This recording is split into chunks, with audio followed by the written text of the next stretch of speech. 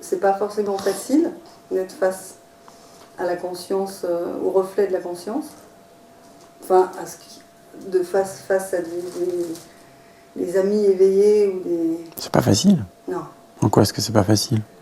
Ça me met complètement à nu.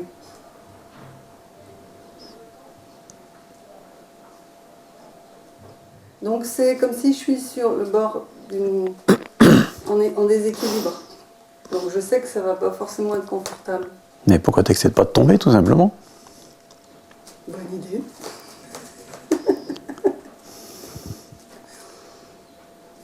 Si tu nous rejoignais de l'autre côté.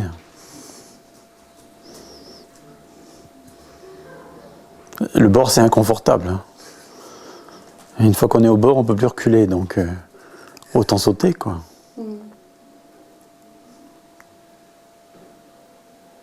Ouais. Qu'est-ce qui empêche de faire le saut?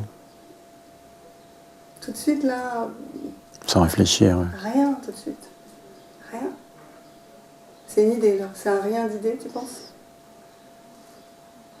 Tu sens? Le regard n'est pas assez fin. Il y a quelque chose qui empêche, tu vois, sinon le saut serait déjà fait. Il y a quelque chose qui empêche que les choses se fassent. Et si tu prenais le risque de regarder de près ce qui se passe toi pour toi, ici, maintenant, tu vois, et puis voir, quoi, réellement voir. La mise à nu, c'est pas, n'est jamais liée à des pensées. Tant qu'on est dans le monde de la pensée, on n'est pas nu. Et lorsqu'on est vraiment nu, c'est vraiment plus grave du tout d'être nu.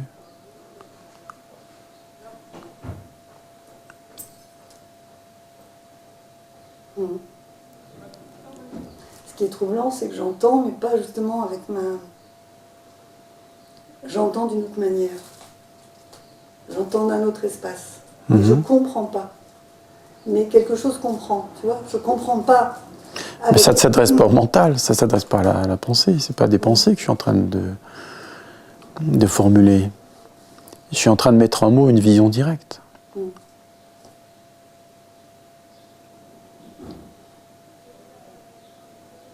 C'est peut-être ça la différence d'ailleurs en fait, hein, entre beaucoup de gens et puis les gens aptes à parler de non-dualité, de perspective non-duelle. C'est que, en tout cas pour moi c'est comme ça, je ne fais que décrire ce que je suis en train de percevoir.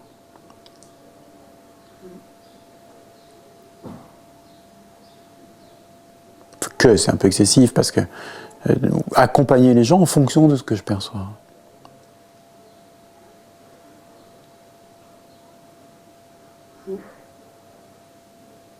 Mais là, ce que je perçois chez toi, c'est qu'il y a une retenue. Oui. Il y a une retenue.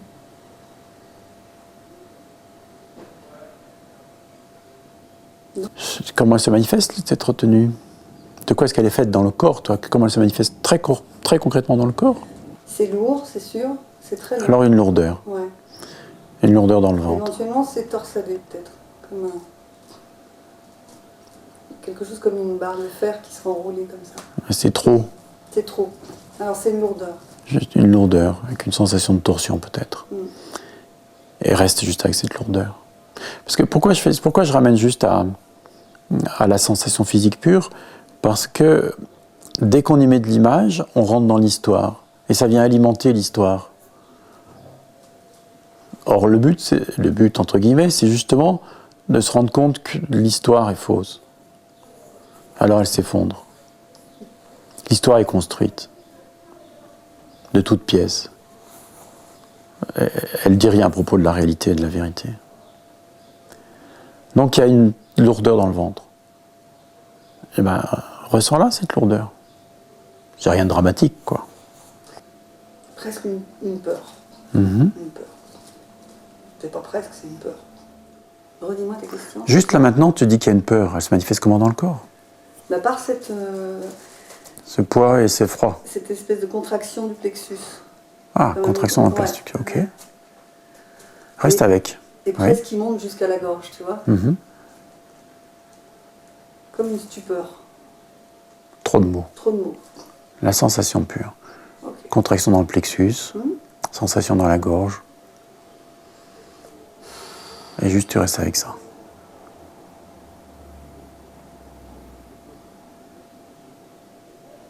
Alors là, ça s'est dénoué légèrement. Après, une fois que la peur s'est dégagée, ça va, la peur, la joie, la peur, la joie. Ça fait une espèce de cycle comme ça. Alors les deux sont des expériences. Oui, Et les deux sont constatés. les deux sont constatés. Qu'est-ce qui les constate?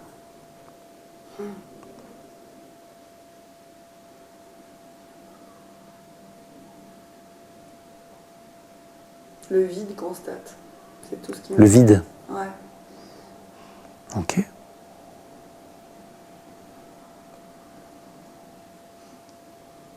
Et c'est comment ce vide? C'est beau. C'est beau. C'est beau. C'est si beau.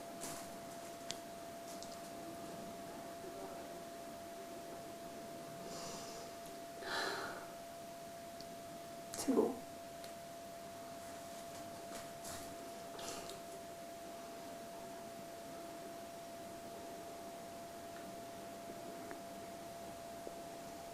Il manque quelque chose là? Non. Rien. Il y a besoin de quelque chose? Rien du tout. Il y a l'idée d'un moi? Non. Il y a l'idée d'une séparation? Non. D'une recherche? Non.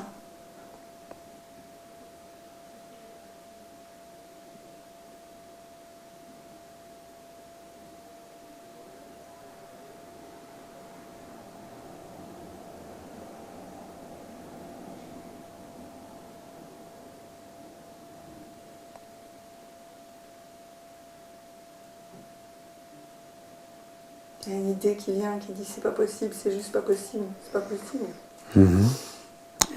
C'est juste une idée. C'est juste une idée. Pas obligé de la croire. La retenue, c'est peut-être ça, c'est pas possible que tu vives ça, c'est pas possible. Ouais, pas moi. Non, Je suis pas assez bien. Je mérite pas. c'est trop tôt. C'est tout à l'heure quelqu'un Ah, a dit c'est trop tôt. C'est comme les cloches, tu as parlé de cloches qui résonnaient. Ouais. Il y a une petite cloche qui a résonné sur c'est trop tôt. Mais ce sera quand que ce sera bon? Mais ça a toujours été prêt. C'est toujours bon. C'est toujours le bon moment. Simplement, l'idée, c'est trop tôt. Vient comme nous faire fermer les yeux, quoi. Comme nous couper de cette êtreté. Et tu le remarques bien. Tu dis c'est trop tôt et tout de suite, pouf, ça se ferme quelque part, tu vois. Ça fait un petit moment que je me dis que c'est trop tôt. Que je joue à ce Mais jeu. tant que la pensée c'est trop tôt est crue, ça va continuer à se fermer. Mais qu'est-ce qui fait dire c'est trop tôt? Qu'est-ce que t'en sais?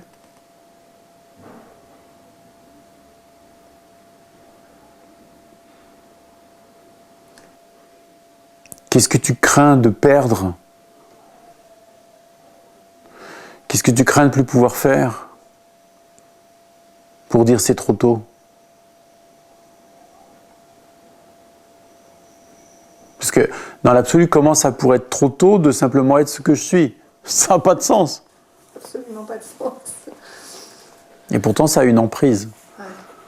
Donc c'est lié à quelque chose d'autre, tu vois. C'est lié à un imaginaire qui n'a pas de sens non plus, forcément.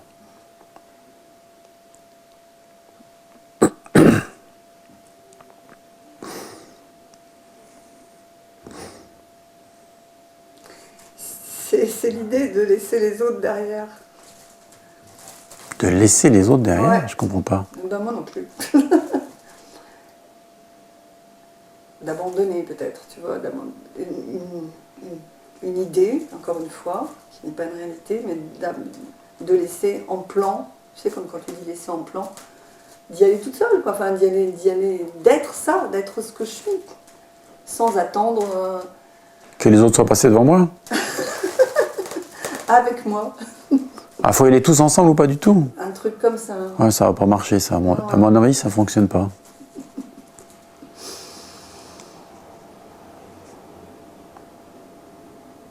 J'ai jamais dit laisser en plan. C'est marrant que tu utilises cette expression. Non, non, c'est pas toi qui me l'as dit. Hein. Mhm.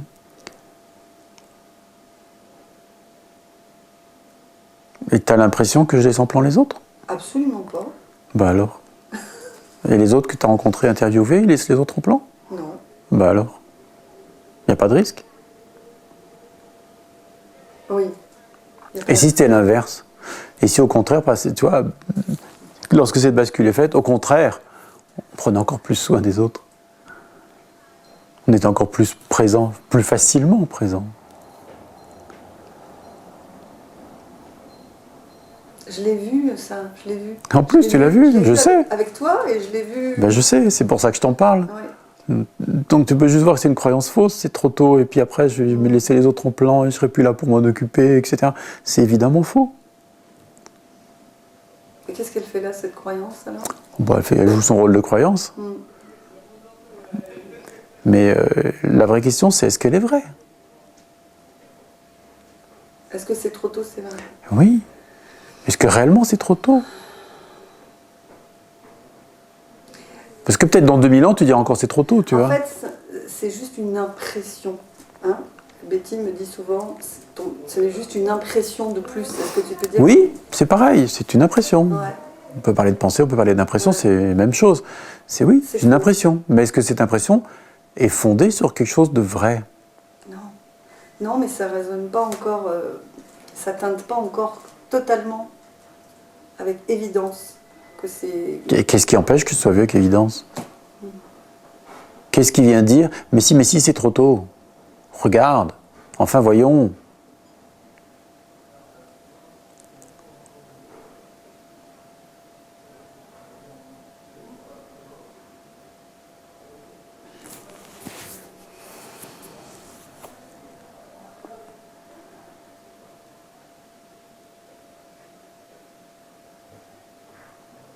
Quelque chose du style, un reste de... C'est prétentieux, tu vois. Enfin, un truc comme ça. Je sais pas comment le formuler. De t'imaginer ou de croire que toi aussi, tu vois, parce que tu vas y aller, quoi. Ou tu y es. Ça y est. Une peur de se prendre pour ce que je ne suis pas. Donc quand je suis réellement ce que je suis, je peux me prendre pour ce que je ne suis pas.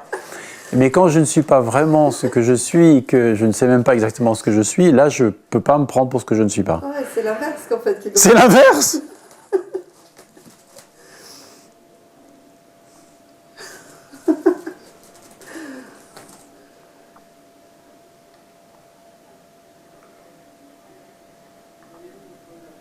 La peur, c'est la peur d'un ego qui resterait mal, qui peut pas s'en aller. D'un ego qui prendrait la place, qui viendrait... Qui viendrait s'accaparer ça. Ouais, qui viendrait pervertir, tu vois, l'essence de ce que tu es. C'est ça. C'est-à-dire que quand je suis pas ce que je suis pas perverti, je peux pas être perverti, mais quand je suis ce que je suis, alors là, c'est sûr, je vais être perverti. Ça a conscience que c'est complètement n'importe quoi. Ben oui. Mais c'est encore... Ça résonne encore, quoi. Ça agit encore, ouais. Bah, c'est que t'as encore pas tout vu. Bon.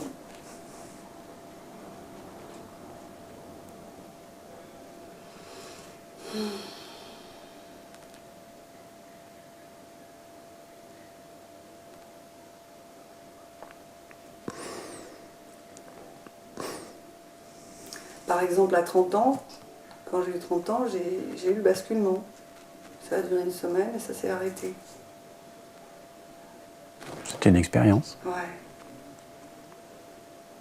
Est-ce que, je sais pas, si c'est une mémoire de ça, j'ai tellement été... J'ai peur que ça recommence, je crois. Que quoi recommence exactement? Qu'est-ce qu'il y avait de spécial dans cette expérience quand tu avais 30 ans? J'avais plus non plus, j'étais plus là. J'ai plus été là pendant plusieurs jours. Et les conséquences, ça a été quoi? Un bonheur absolu. Bah... Et pourquoi tu veux pas que ça recommence? Parce que quand quelque chose est revenu à un moment, d'une façon fulgurante et très apeurante, et qui a failli me rendre folle sur l'instant. C'est-à-dire quand, on va dire, toute l'identification est revenue, c'était une pure folie qui a failli m'envoyer à l'asile, je crois. C'était insupportable. Donc tu as peur de ça? Oui. C'est trop tôt pour aller à l'asile.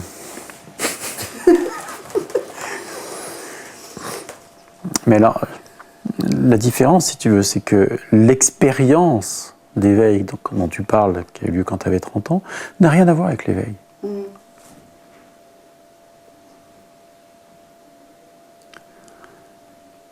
Ce n'est qu'une expérience qui a été constatée. Mmh. Qu'est-ce qui constate l'expérience d'éveil? Qu'est-ce qui a constaté l'expérience d'éveil? Toujours ce vide. Toujours ce vide. Ce vide dont tu parles demeure. Je le sens là. Et ce vide constate l'expérience d'éveil. Il constate la peur de devenir folle. Il constate la pensée c'est trop tôt. Il constate tout ce qui apparaît. Et il est tout le temps là, en fond. Tu l'appelles vide, d'autres l'appelleraient autrement, hein, mais... Ce que tu es, c'est cet espace. Ouais, je pourrais l'appeler. C'est pas une expérience d'éveil que tu es. C'est un espace au sein duquel apparaît l'expérience d'éveil. C'est très différent. Et en ce sens-là, l'éveil est beaucoup plus ordinaire, beaucoup plus banal que toute l'expérience d'éveil qu'on peut faire.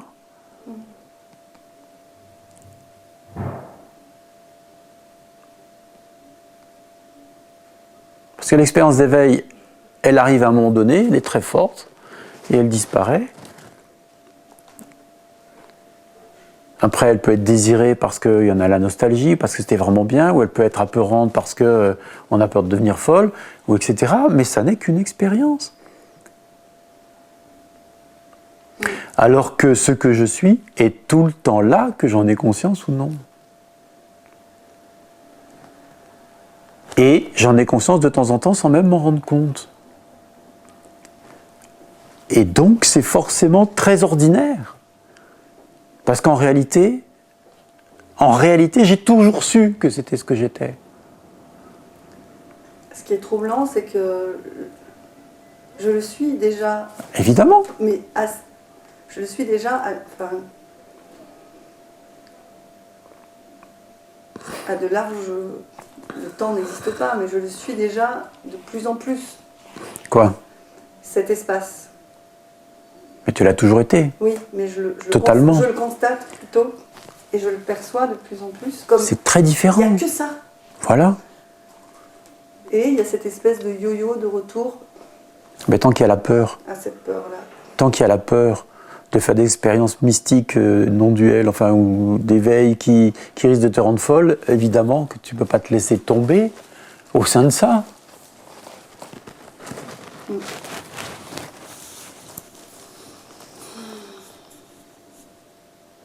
C'est beau de le voir ça, parce que ça, je l'avais pas... Je savais que c'était il y avait un lien avec ça, mais je ne l'avais pas vu comme étant aussi verrouillant.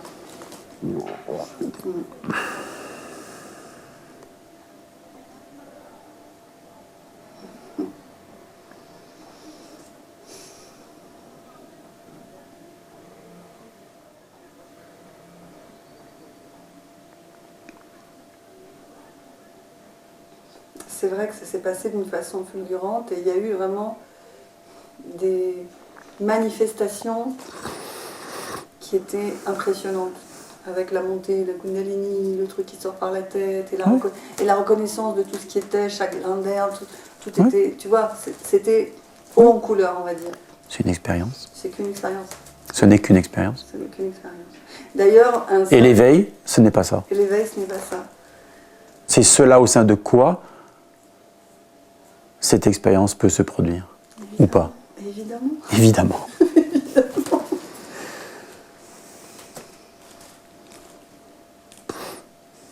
Je me sens libérée d'un poids.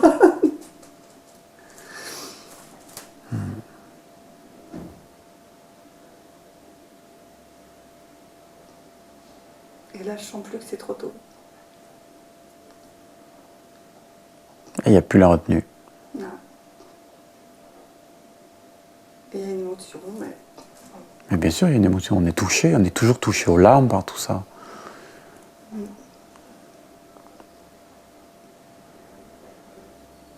C'est une émotion pure, être touché aux larmes. Il y a très peu d'émotions pures, mais c'est une émotion pure. C'est pas lié à une histoire, c'est lié à la fin d'une histoire. Celle-ci précisément, tu vois. En direct.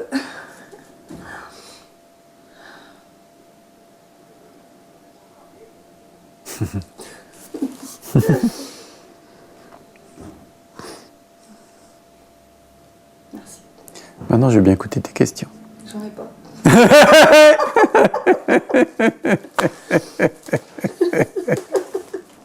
Qu'est-ce qui manque? Rien. Là, t'as vu, ça fuse.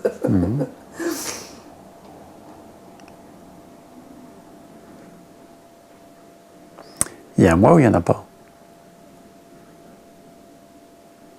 Il y a un individu séparé, il y a un pilote aux commandes de l'organisme, ou il n'y en a pas? Ça cherche partout, mais ça trouve rien.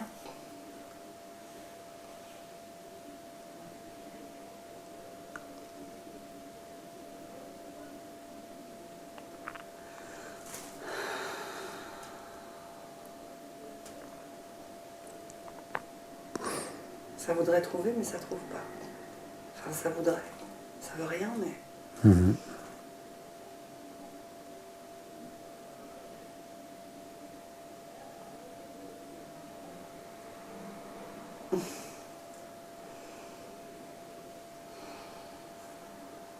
n'y en a pas. Une compréhension ou c'est une vision? C'est une spontanée. Quelque chose de spontané qui est dit comme ça, mais... C'est vu, clairement vu?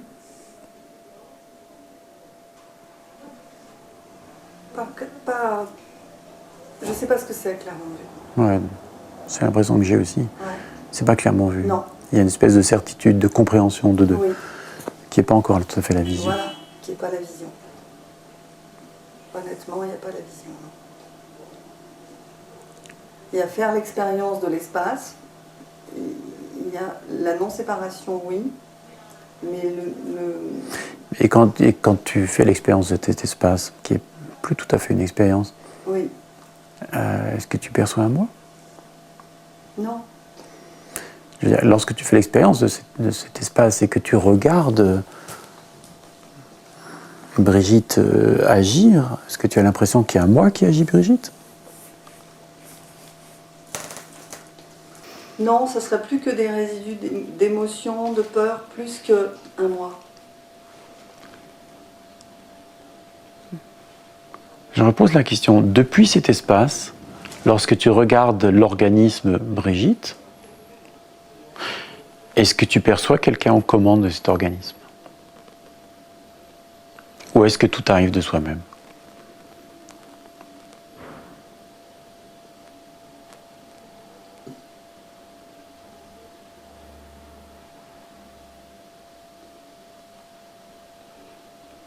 Tout arrive de soi-même. C'est vu ça, c'est évident? C'est vu, mais c'est vu, comment dire, c'est touché délicatement, tu vois. C'est pas embrassé, comme tu dis, avec... Ça n'a pas besoin d'être embrassé, c'est vu délicatement, c'est bien. vu délicatement. Et ça n'a pas besoin d'être embrassé. Ouais. À un moment donné, c'est vu clairement, mais pour l'instant, tout à l'heure c'était pas vu, maintenant c'est vu délicatement. Ouais.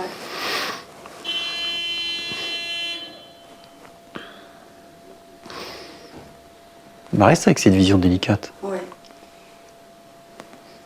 Et vois ce que ça devient.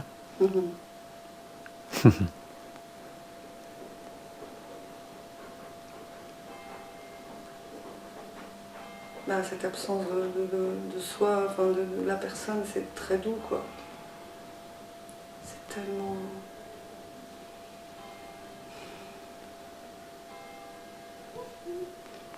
Ça détend. Ah ouais, tout se pose, tout est posé. Tout est... Il n'y a même pas posé, parce qu'il n'y a pas de... Mais la sensation, c'est... Tout s'est déposé.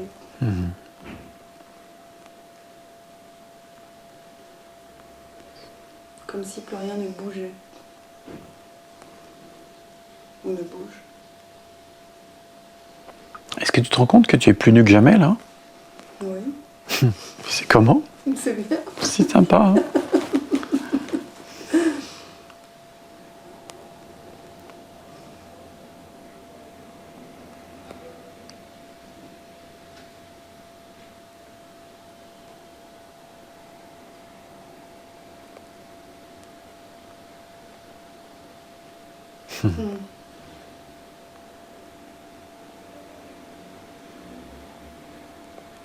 Est-ce qu'on peut couper la caméra? Ouais. Merci Gérard. Encore.